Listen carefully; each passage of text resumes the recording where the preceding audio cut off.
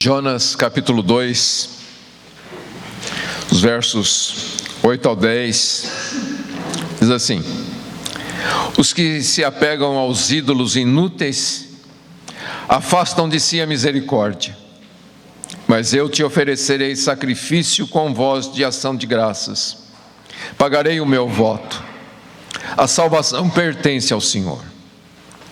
O Senhor deu ordem ao peixe, e este vomitou Jonas na terra. Amém, queridos, vamos orar. Senhor nosso Deus, nosso Pai querido, nós te bendizemos por mais esta oportunidade que o Senhor nos concede de estarmos aqui reunidos e meditarmos na Tua Palavra. Pedimos que o Teu Santo Espírito abra o nosso entendimento, para que possamos compreender a Sagrada Letra. Que o Teu Santo Espírito trabalhe em nosso homem interior para nos transformar, para nos aperfeiçoar, para nos tornar mais semelhantes a Jesus Cristo, Teu Filho. Senhor, fala conosco, glorifica o Teu santo nome, e nós oramos em nome de Jesus e Te damos graças. Amém. Amém, queridos. Então hoje nós vamos aqui concluir esta oração de Jonas no ventre do peixe, e vamos também procurar refletir então sobre a nossa resposta como cristãos. Vamos refletir sobre a nossa resposta sobre a graça soberana de Deus, como que nós respondemos a essa graça tão maravilhosa que Deus tem manifestado sobre nossas vidas. E aqui nos versos 8 e 9 nós vemos então um resumo, da lição que Jonas aprendeu nessa escola de Deus dentro do ventre deste grande peixe. E a primeira coisa que nós vamos notar aqui é que quando Jonas ele se volta para Deus em seu desespero, ele vai reconhecer a mentira e a inutilidade dos ídolos deste mundo. E então ele diz: os que se apegam aos ídolos inúteis afastam de si a misericórdia. Quando nós estamos diante da presença do verdadeiro Deus, do soberano Deus, então todos os ídolos são desmascarados, E Jonas então olha para eles com desprezo. E essa deveria ser também a nossa atitude como cristãos. Quando nós presenciamos Deus, quando nós experimentamos a graça de Deus, quando nós vemos a soberania do nosso Deus, então nós deveríamos ter um completo desprezo por todos os ídolos. Mas o que são os ídolos? Peter Williams, ele diz assim: a essência da idolatria é qualquer coisa que exige ocupar o lugar central na nossa vida e a qual oferecemos nossa lealdade e devoção, que por direito pertencem exclusivamente a Deus. Para algumas pessoas, o dinheiro é seu Deus, e a busca de metas materialistas domina suas vidas. Mas podemos transformar tudo em ídolos: esporte, sexo, drogas, política, carreira e até mesmo o lar e a família.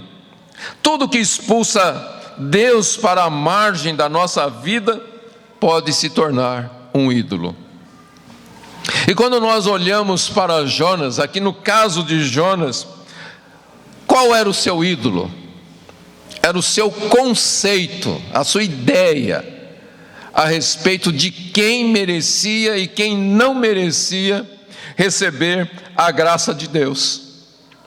E então, olhando para Jonas, a gente chega à conclusão que a religião pode se tornar um ídolo, a igreja pode se tornar um ídolo, líderes podem se tornar ídolos, a própria doutrina pode se tornar um ídolo.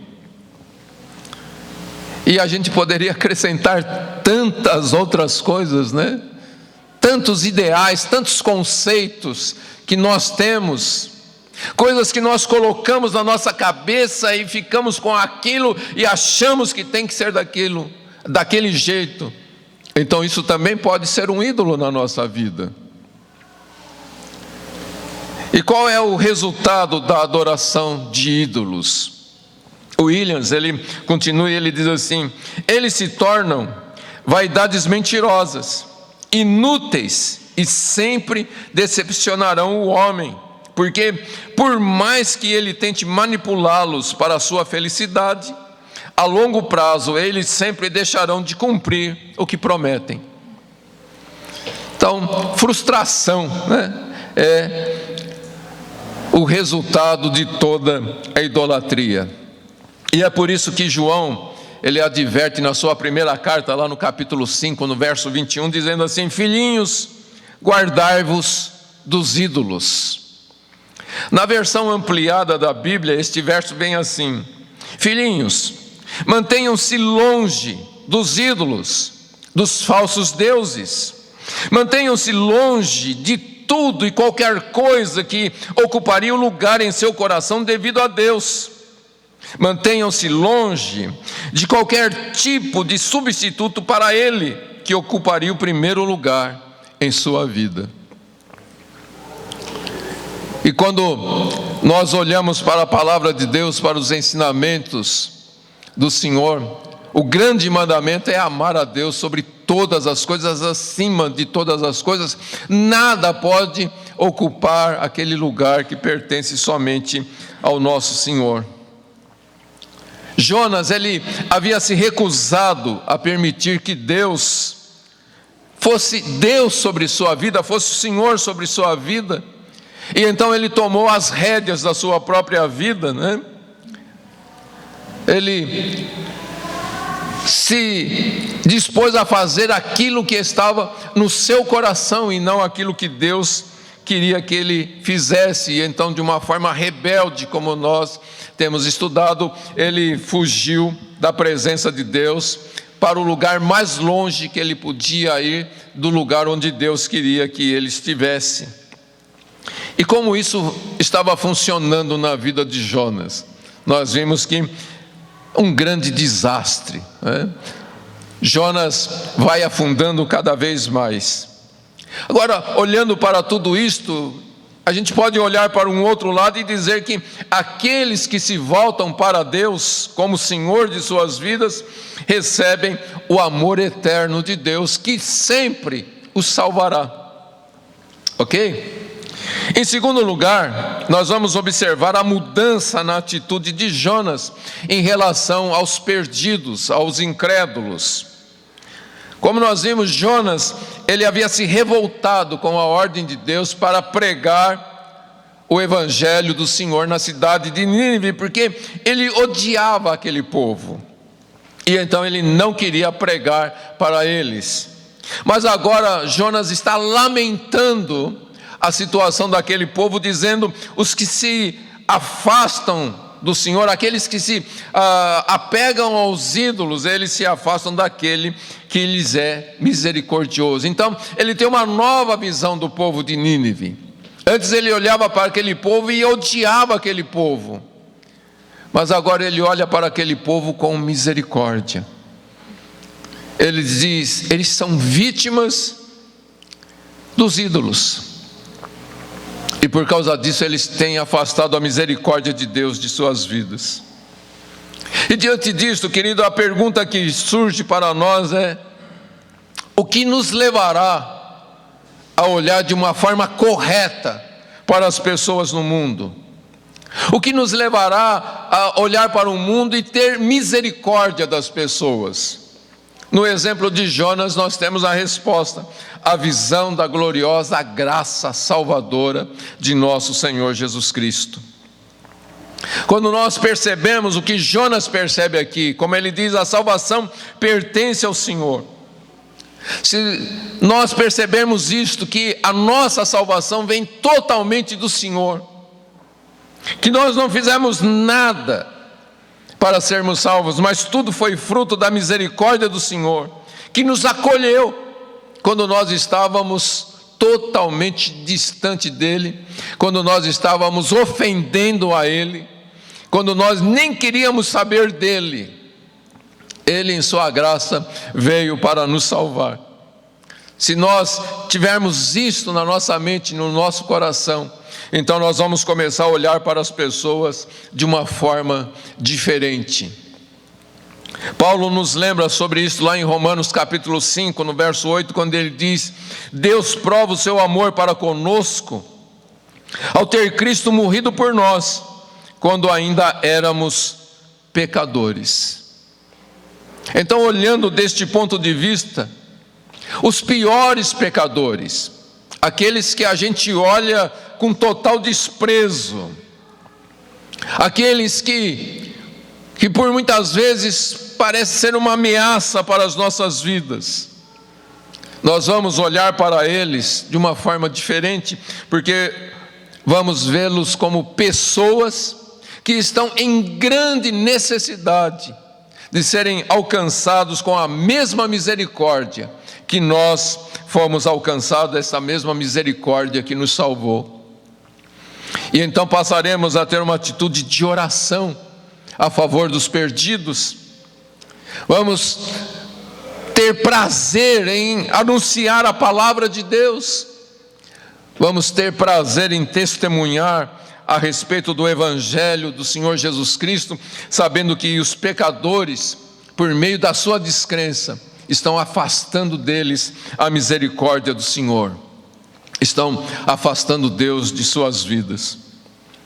Em último lugar, nós vamos ver aqui que Jonas também expressa a resposta de um coração que está novamente entregue aos propósitos de Deus, quando ele diz lá no verso 9: Mas eu te oferecerei sacrifício com voz de ação de graças, pagarei o meu voto.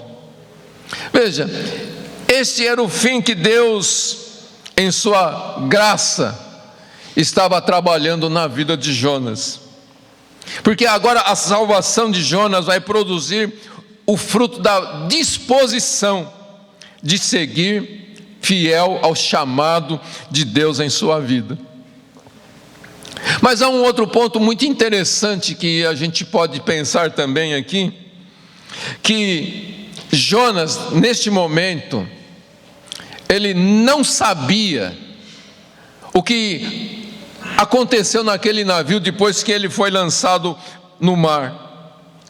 Ele não ouviu aqueles marinheiros confessando que ofereceriam a Deus sacrifícios e que pagariam o seu voto, como está lá no capítulo 1, no verso 16, que ofereceram sacrifícios ao Senhor e fizeram votos.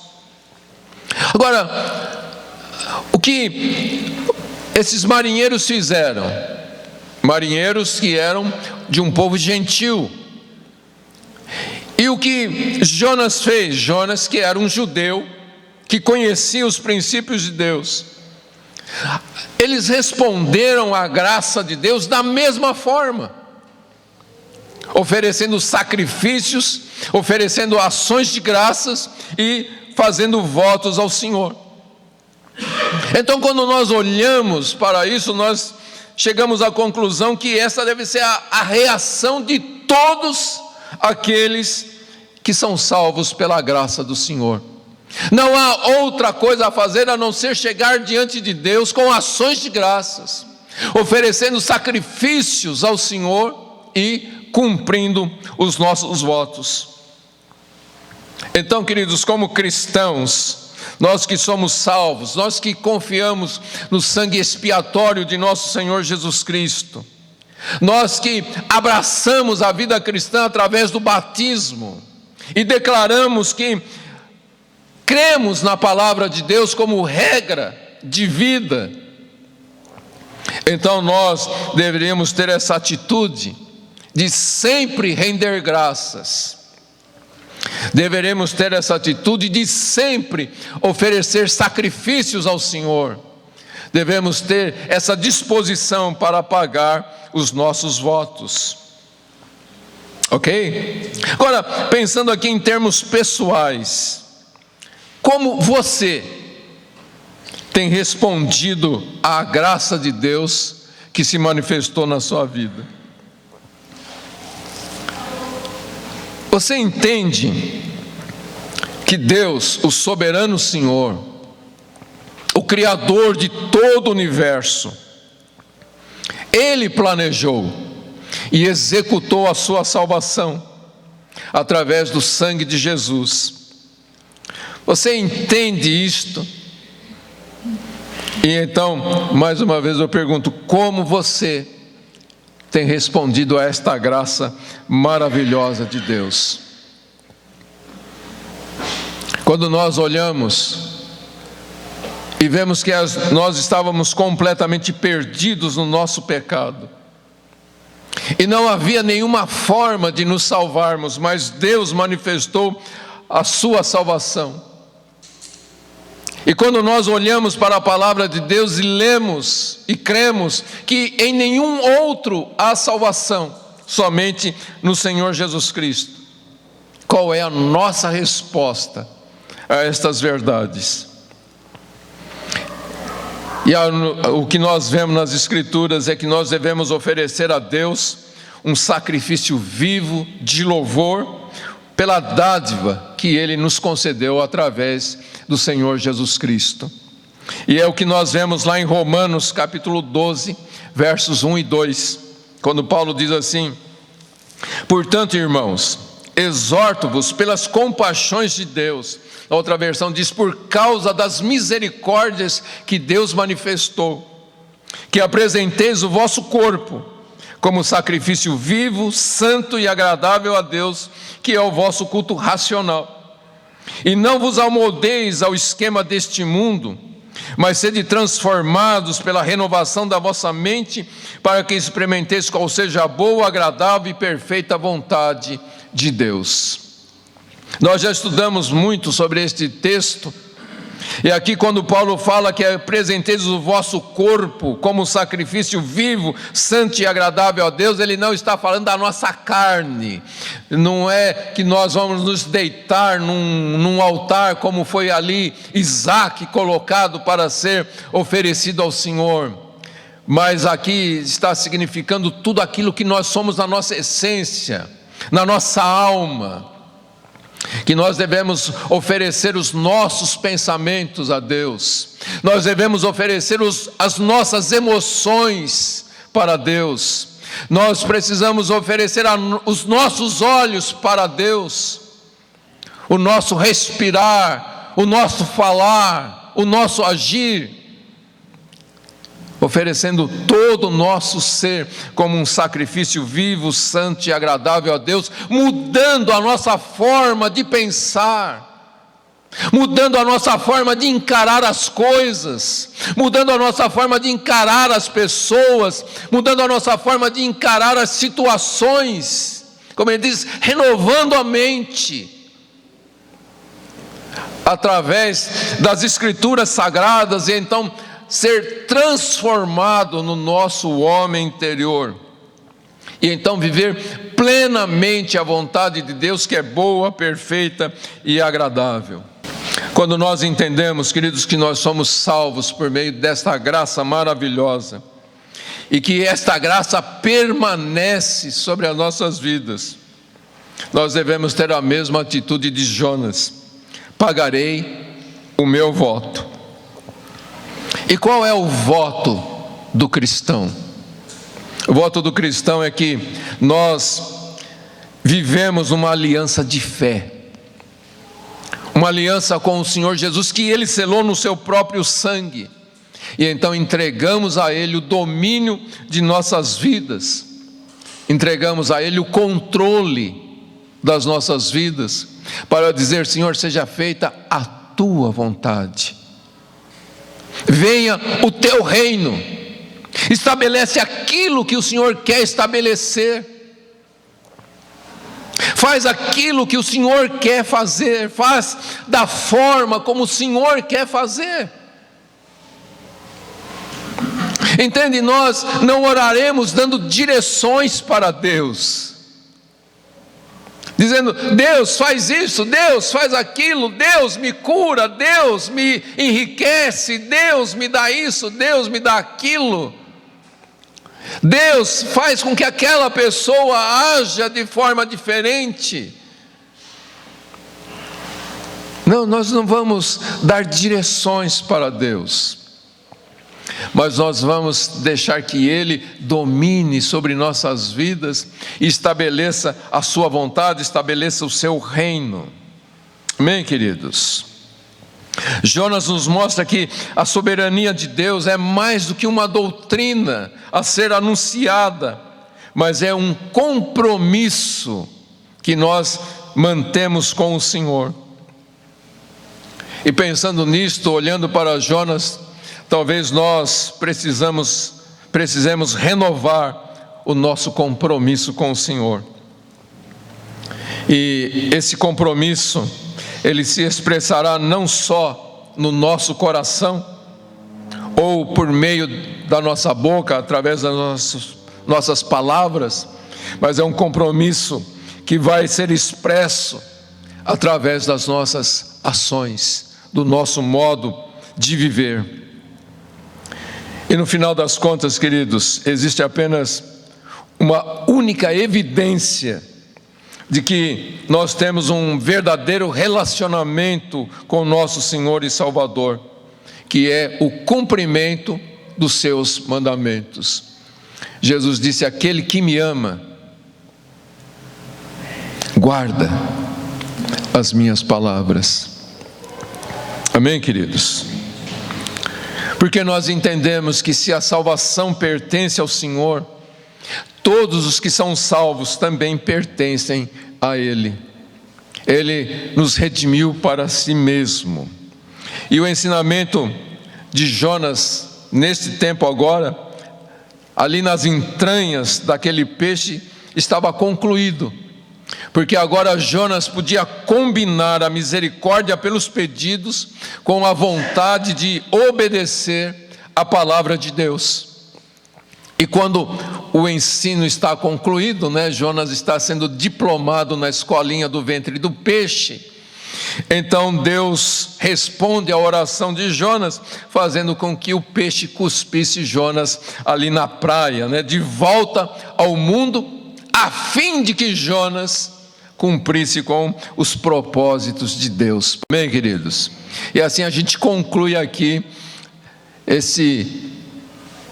a oração de Jonas, Mas eu queria ainda pensar com vocês a respeito desse termo que Jonas usa aqui no final de sua oração, a declaração que Jonas faz quando ele diz: a salvação pertence ao Senhor. O que isso realmente significa quando nós afirmamos que a salvação pertence ao Senhor? Através dos séculos a igreja vem discutindo sobre esta questão da soberania de Deus na salvação das pessoas. E quando nós olhamos aqui no livro de Jonas a interação de Deus com o profeta, quando nós olhamos aqui para a oração do profeta, nós vemos uma verdade geral sobre o que significa a salvação pertence ao Senhor. E nós vamos perceber aqui que a salvação pertence ao Senhor em seu início, em seu poder e em sua conclusão. Deus inicia, Deus executa e Deus conclui a salvação de todos aqueles que Ele alcança. E entender, queridos, a fonte da salvação é muito importante, tanto para as nossas vidas individuais, como a nossa vida no convívio da igreja, E a pergunta é: a salvação ocorre por causa daquilo que nós fazemos por Deus, ou por causa daquilo que Deus fez por nós? A outra pergunta que surge é: os pecadores vêm a Deus em busca de salvação, ou é Deus que vem aos pecadores para salvá-los? E qual é a resposta que a Bíblia nos dá sobre isto? Jonas declara: a salvação pertence ao Senhor. Isso na nossa versão aqui. Em outras versões diz que a salvação é do Senhor, né? E outras versões trazem que a salvação vem do Senhor. Então, nisto nós vemos que Deus é a fonte da salvação, porque Ele elaborou o caminho e Ele mesmo executou isto, né? Deus não só estabeleceu o caminho, mas Deus executou isto, Deus preparou, Deus abriu o caminho, como nós já vimos na palavra do Senhor, na carne do seu próprio Filho, Deus abriu o caminho para a salvação. Lá em Efésios capítulo 1, verso 11, a ênfase é justamente nisto, quando diz: nele também fomos feito herança, predestinados conforme o propósito daquele que faz todas as coisas segundo o desígnio de sua vontade. Então veja, o plano da salvação tem origem no conselho da vontade de Deus, segundo o próprio propósito de Deus, e é Ele quem predestina aqueles que são salvos.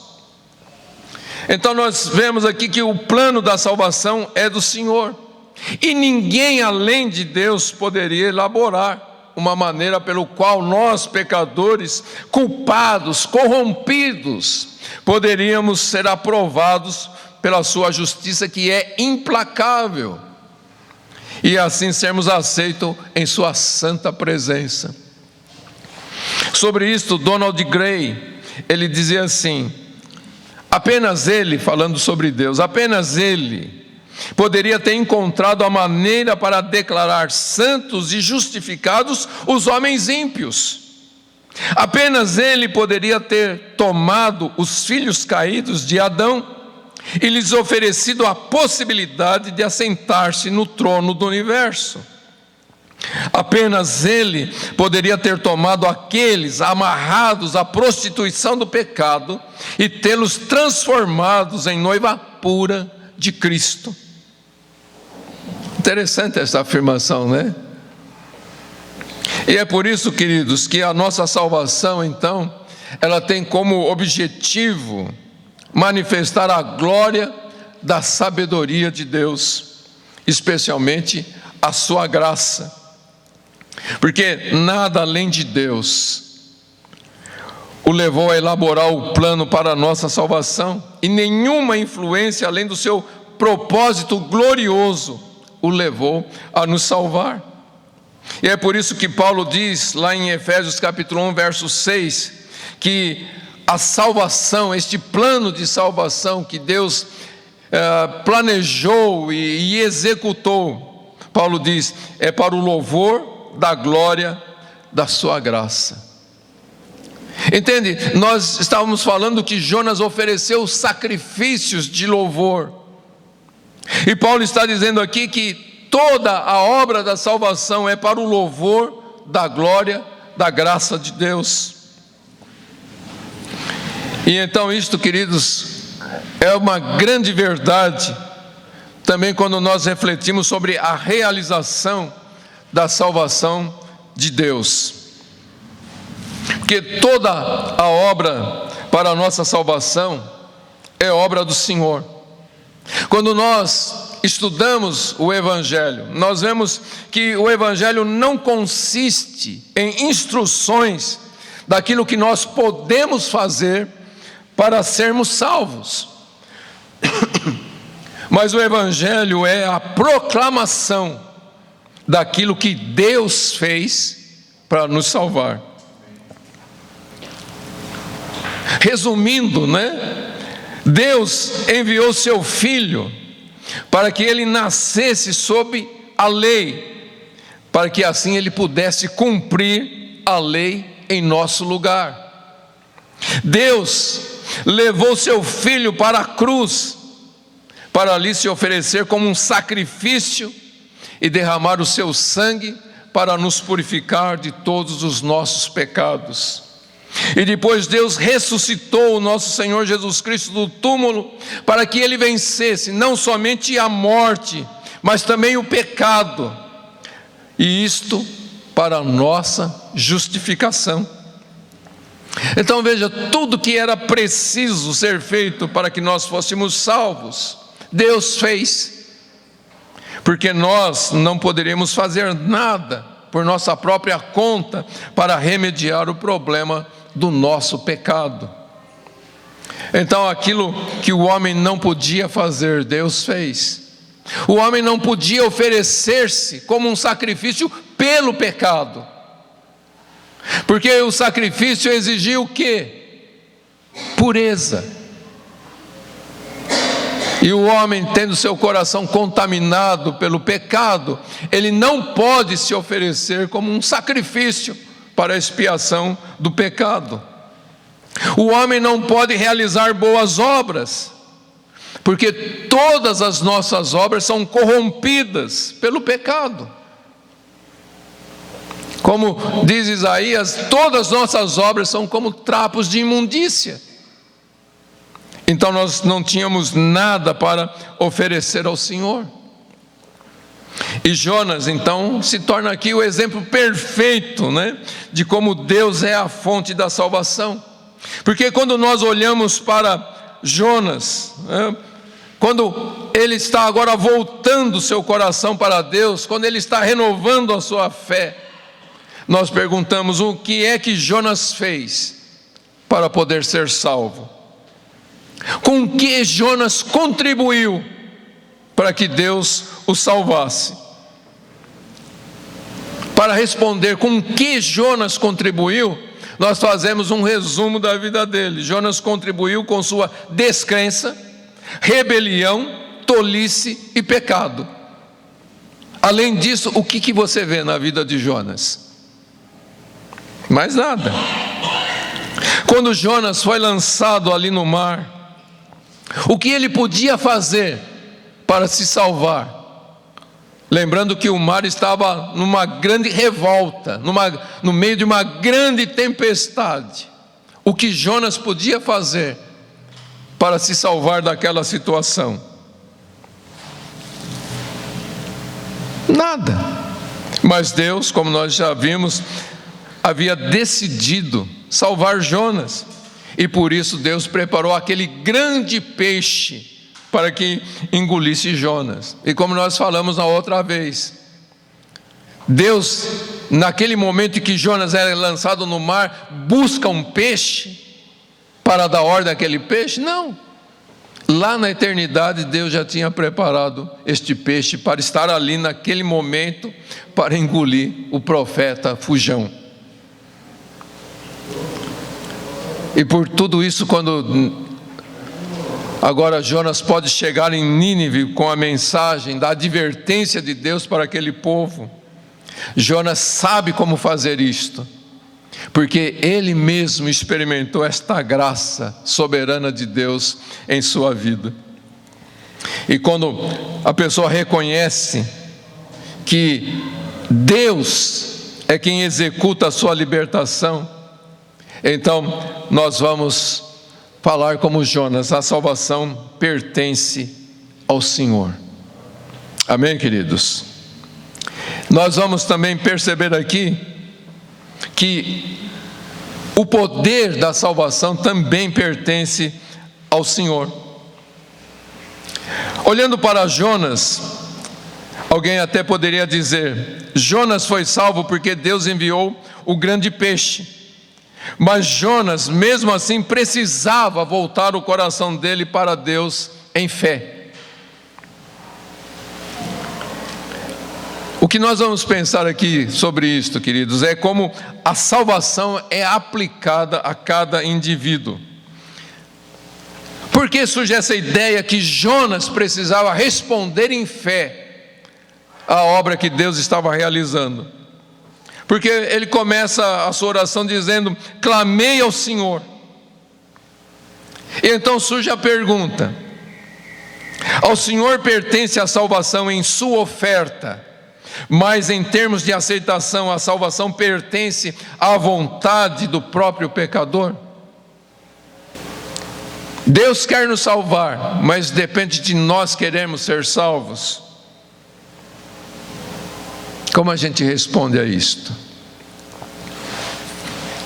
Olhando para os ensinamentos de Jesus, lá em João capítulo 8, verso 34, Jesus disse assim: em verdade vos digo, que todo aquele que comete pecado é escravo do pecado.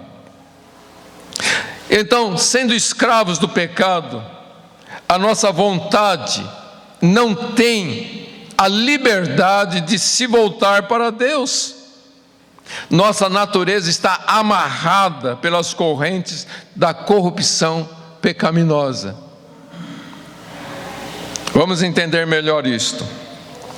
Na primeira carta aos Coríntios, capítulo 2, verso 14, Paulo diz assim: o homem natural não aceita as coisas do Espírito de Deus, pois lhe são absurdas, e não pode entendê-las, pois se compreendem espiritualmente. O apóstolo Paulo então está ressaltando aqui que o pecador não regenerado, ele não aceita a palavra de Deus. Por quê? Porque ele é incapaz de entender e aceitar a palavra de Deus. Em Efésios capítulo 2, verso 1, Paulo descreve aqueles que não são salvos como estando vós mortos nas vossas transgressões e pecados. Então nós vemos aqui 3 versículos afirmando 3 coisas. A primeira, que todo aquele que comete pecado é escravo do pecado. A segunda é que o homem natural não aceita a palavra de Deus e não pode aceitar, ele é incapaz de aceitar a palavra de Deus. E a terceira coisa aqui que nós vemos é que o homem está morto nas transgressões e pecados, ok? Então, queridos, se a salvação exige que o pecador obrigue a sua própria vontade a aceitar o Evangelho, e se a vontade do homem é escravizada pelo pecado, o espírito do homem está morto para Deus, e é impossível o homem aceitar a palavra de Deus, então nós chegamos à conclusão também que é impossível que o homem seja salvo. E é justamente isto que a Bíblia nos ensina. Lá em Lucas capítulo 18, verso 27, perguntaram para Jesus, os discípulos perguntam para Jesus: quem então pode ser salvo? E Jesus responde: as coisas impossíveis aos homens são possíveis para Deus. A resposta de Jesus é: o homem salvar-se a si próprio é impossível. Mas aquilo que o homem não pode fazer, Deus pode. Por isso, querido, a aceitação do Evangelho e o poder de crer no Evangelho pertencem ao Senhor. Veja o que Spurgeon dizia sobre isto: se Deus tivesse providenciado todos os meios de fuga e exigisse dele, do homem, apenas que saísse do seu calabouço, ele teria permanecido ali por toda a eternidade. O pecador está por natureza morto no pecado. E se Deus exigisse que o pecador morto no pecado tomasse o primeiro passo, ele teria exigido justamente aquilo que tornaria a salvação sob o Evangelho tão impossível quanto era sob a lei, visto que o homem é incapaz de crer quanto é de obedecer, e não possui o poder de vir a Cristo, assim como também não possui o poder de chegar ao céu sem Cristo. O poder precisa lhe ser dado pelo Espírito. Então, a conclusão, queridos, nós não somos salvos pelo nosso desejo de ser salvos, mas pelo poder de Deus que opera em nós, tanto o querer quanto o realizar. E isto Deus faz através da sua palavra. É isto que Paulo diz lá em Filipenses: Deus opera em nós o querer e o realizar.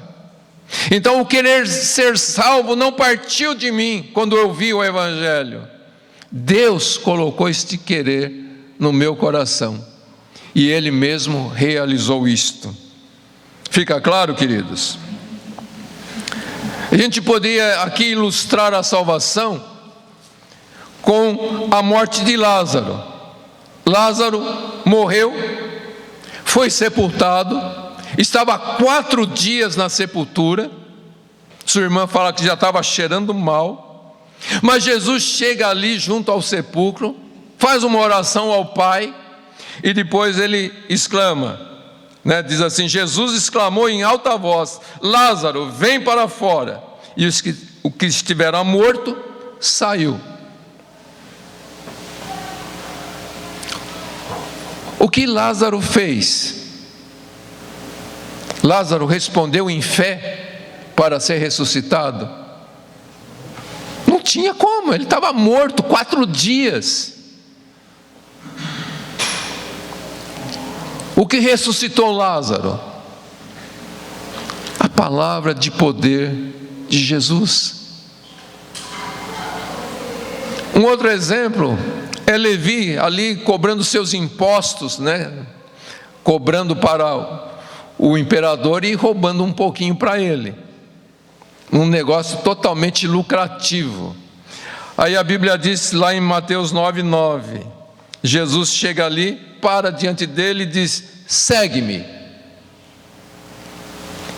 E o texto diz que ele largou tudo ali e começou a seguir Jesus. Como tudo isso aconteceu, queridos? É o mesmo que acontece conosco. Cristo chama pecadores em seu poder soberano, por meio do Evangelho de Jesus Cristo. E quando o Espírito Santo concede o novo nascimento, então o pecador crê e é salvo. Você só pode crer depois que você nasce de novo. Amém, queridos?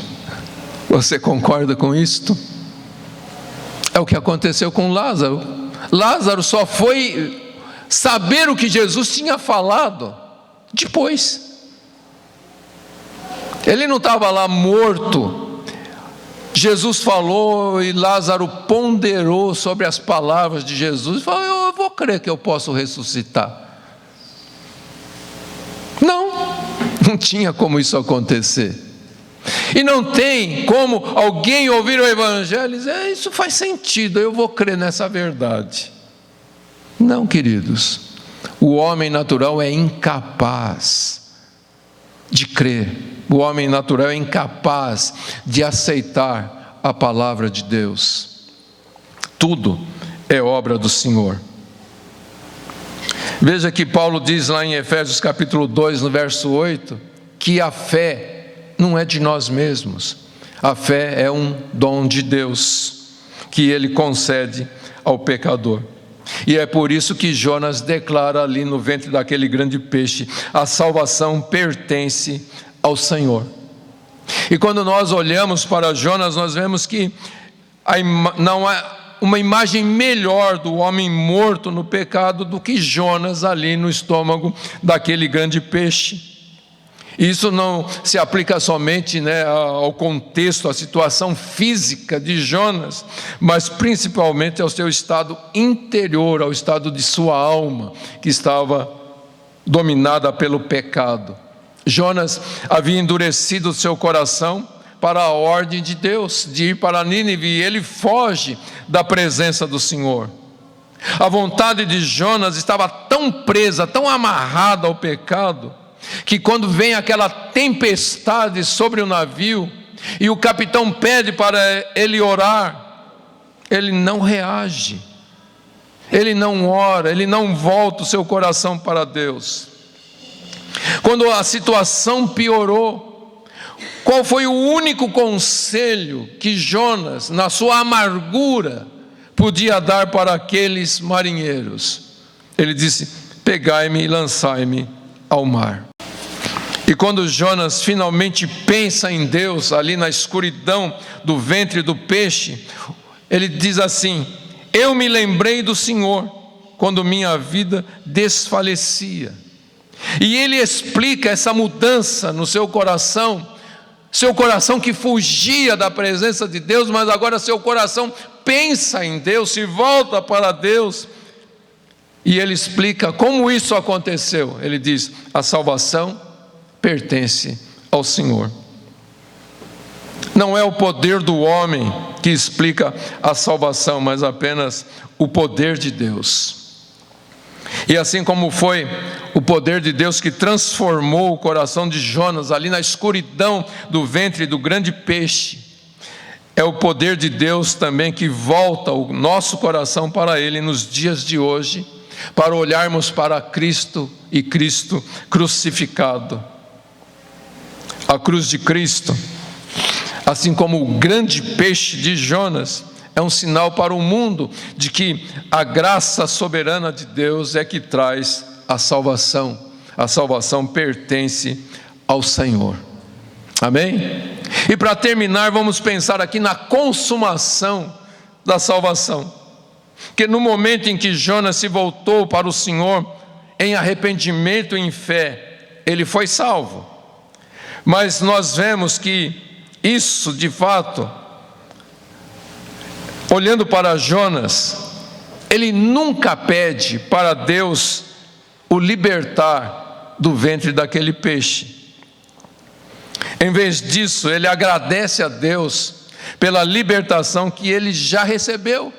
E qual era a libertação? A libertação da sua tolice e do seu pecado. E então ele estava satisfeito, mesmo no ventre do peixe, ele estava satisfeito, porque a sua alma descansava na salvação do Senhor. Mas se a gente olhar, esse Jonas, ok, foi salvo e morresse ali, e permanecesse e morresse no ventre daquele peixe, estaria completo a obra de Deus na vida dele? Pois é, a salvação não estaria completa se ele permanecesse dentro do peixe. E de forma semelhante, queridos, a nossa salvação não estará completa se nós permanecermos no ventre da morte, presos à consequência do pecado, ou vivendo no sistema mundano de vida. E é por isso que, como Deus deu ordem para que Jonas fosse lançado, ou deu ordem para o peixe lançar Jonas de volta para a terra, Deus já deu ordem para que o mundo nos solte. Entende isto? Mas a ordem de Deus não é somente para o mundo nos libertar, tirar as suas garras de sobre nós. Mas Deus olha para nós e diz, em Efésios capítulo 5, verso 14: desperta tu que dormes, levanta-te dentre os mortos, e Cristo te iluminará. Você entende isto? Deus deu ordem para o mundo: tire as suas garras do meu povo. Mas Ele também dá ordem para o seu povo: desperta e sai. Não permaneça aonde o mundo te amarra. Na segunda carta aos Coríntios, capítulo 6, versos 14 ao 18, diz assim: não vos coloqueis em jugo desigual com os incrédulos, pois que sociedade tem a justiça com a injustiça? Que comunhão há entre luz e trevas? Que harmonia existe entre Cristo e Belial? Que parceria tem o crente com o incrédulo? E que acordo tem o santuário de Deus com os ídolos? Pois somos santuários do Deus vivo. Como ele disse: habitarei neles, e entre eles andarei. Eu serei o seu Deus, e eles serão o meu povo. Portanto, saí do meio deles, e separai-vos, diz o Senhor, e não toqueis em nenhuma coisa impura, e eu vos receberei. Serei para vós pai, e sereis para mim filhos e filhas, diz o Senhor Todo-Poderoso. Entende isto? O mundo não tem mais o poder de te segurar. Como aquele grande peixe recebeu a ordem: solte Jonas. Deus deu esta ordem para o mundo: solta o meu povo. O diabo não pode te segurar, o mundo não pode te segurar, mas você tem que ter a atitude de sair do meio, de não se envolver com as coisas deste mundo, de não se envolver com o sistema deste mundo, de não se envolver com o pensamento deste mundo, de não se envolver com os ideais deste mundo. A Bíblia diz: pense nas coisas do alto, busque as coisas do alto, onde Cristo está assentado à direita de Deus. Entende isso, queridos? A nossa salvação não vai estar completa se nós permanecermos no mesmo lugar onde Deus nos alcançou. Eu gosto daquela frase que é título de um livro: Deus te ama e te aceita do jeito que você é, mas Ele se recusa a deixar você do jeito que você é. Ele quer simplesmente que você seja semelhante ao seu Filho Jesus. Isso é título de um livro. Mas é a grande verdade. Deus te aceitou do jeito que você era, mas Ele se recusa a deixar você desse jeito. Deus te aceitou quando você estava atolado no pecado, mas Ele se recusa a deixar você lá no pecado. Até que então um dia finalmente seremos libertos deste mundo para alcançarmos os céus do Senhor com toda a segurança. Amém, queridos? E a última pergunta que precisamos fazer então é: quem garante que a nossa salvação será completada até o último dia? Nós temos visto que nós somos salvos pela graça soberana de Deus.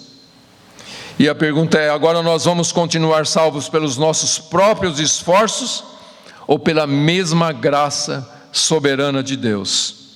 E mais uma vez Jonas fornece aqui, o modelo, pois nós podemos chamar a saída de Jonas do ventre do peixe como a ressurreição dentro daquele túmulo. E ele fez isso como? Pelos seus esforços. Foi Jonas que nadou lá no ventre do peixe até chegar na boca do peixe e sair nadando? Não. Tudo isso foi obra de Deus. Deus mandou o peixe lançar Jonas no mar? Não, na terra. Jonas não teve que nadar para chegar na praia. Então nós vemos que a conclusão da nossa salvação, assim como a iniciação e a aplicação, a salvação pertence ao Senhor. Tudo é obra de Deus.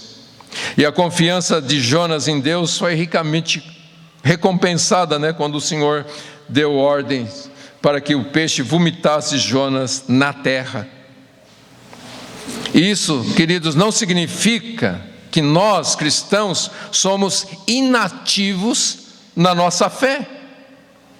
Porque nós somos sim salvos por uma fé que nós recebemos, que é uma fé passiva. Nós não fazemos nada para sermos salvos. Mas nós vamos avançar na salvação através de uma fé que trabalha, uma fé que é viva e ativa. Ok? Nós podemos pensar aqui, queridos, que o cristão, ele tem que perseverar na fé. Jesus disse: aquele que perseverar até o fim, esse será salvo. Então aqueles que podem pensar: eu estou salvo, então estou bem, está tudo de boa, estou tranquilo, o Senhor já me salvou, agora é só esperar ir para o céu. Não. Nós não podemos parar na experiência inicial da nossa fé em Cristo. Nós devemos caminhar durante toda a nossa vida, durante toda a nossa existência, em fé no Senhor Jesus Cristo. E é isso que a Bíblia afirma. Em Colossenses capítulo 1, versos 22 e 23. Agora, Ele vos reconciliou no corpo da sua carne pela morte, a fim de vos apresentar santos, inculpáveis e irrepreensíveis diante dele, se é que permaneceis na fé, fundamentados e firmes, sem se afastar da esperança do evangelho que ouvistes. Então nós vemos aqui que o único fundamento firme da garantia da nossa salvação é uma fé viva e ativa em nosso Senhor Jesus Cristo. Ok? Então, queridos, até mesmo isto também pertence ao Senhor. O povo de Deus não persevera por sua própria força, mas persevera através da graça perseverante do Senhor sobre nossas vidas. A Bíblia ensina claramente que a perseverança dos crentes é resultado da graça contínua de Deus na vida do cristão. Agora, essa graça constante de Deus sobre nossas vidas requer que nós nos coloquemos onde Deus está manifestando a sua graça. É como você quer se bronzear, você tem que ir no sol. Você quer ser atingido pela graça de Deus, você tem que ir onde a graça de Deus está caindo. Ok? Então a nossa salvação será concluída com todo sucesso pelo nosso Deus e Pai, porque Ele se recusa a nos abandonar. Paulo diz lá em Filipenses 1,6: aquele que começou a boa obra em vós, irá aperfeiçoá-la até o dia de Cristo. Pedro diz na sua primeira carta, capítulo 1, verso 5: sois protegidos pelo poder de Deus, mediante a fé, para a salvação preparada para se revelar no último dia. Você percebe aqui o contraste ou a união, vamos dizer melhor, né? A união entre o que Deus faz e a fé agora. Para ser salvo não, mas para continuar, caminhar na salvação, você precisa de fé. É o que Pedro diz: sois protegidos pelo poder de Deus mediante a fé. Deus tem tudo preparado, mas você tem que andar com Ele em fé. E nós vemos também que a nossa salvação está garantida pelo Senhor Jesus Cristo. Em João 10, 27 e 28, Jesus disse assim, falando das suas ovelhas: estas ouvem a minha voz, eu as conheço e elas me seguem. Dou-lhes a vida eterna e jamais perecerão, e ninguém as arrancará da minha mão. Mas veja só, Jesus diz: elas primeiro me ouvem e depois me seguem. Isto é, elas andam na palavra. Ok? E então Ele nos dá a vida eterna e nós jamais pereceremos. E ninguém tem o poder de nos arrancar das mãos dEle. E por fim, queridos, a nossa perseverança é garantida pela presença do Espírito Santo em nossas vidas. Em Efésios capítulo 1, versos 13 e 14 diz assim: nele, em Cristo, também vós, tendo ouvido a palavra da verdade, o evangelho da vossa salvação, e nele também crido, fostes selados com o Espírito Santo da promessa, que é a garantia de nossa herança para a redenção da propriedade de Deus, para o louvor da sua glória. Eu ouvi a palavra de Deus e resolvi seguir. Não. Eu ouvi a palavra de Deus e o Espírito Santo me deu graça para andar segundo a palavra de Deus. A salvação pertence ao Senhor.